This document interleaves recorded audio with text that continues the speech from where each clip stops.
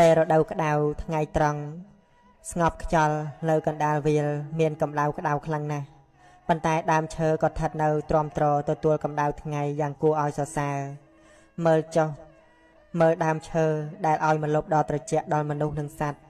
រមែងធន់ទ្រាំនឹងកម្ដៅព្រះអាទិត្យតាមធម្មជាតិរបស់ខ្លួនមនុស្សក៏ដូចគ្នាអ្នកដែលជាទីពឹងជាម្លប់ត្រជាក់នៃអ្នកដទៃខ្លួនឯងត្រូវមាននៅសេចក្តីអត់ធន់តស៊ូជាមួយនឹងសេចក្តីលំបាកមើលចុះមេត្តាបិតាដែលលោកទាំងពីរជាទីពឹងរបស់កូន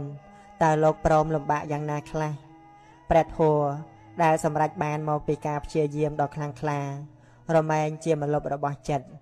មនុស្សល្អរមែងធ្វើជាម្លប់ឲ្យជីវិតខ្លួនឯង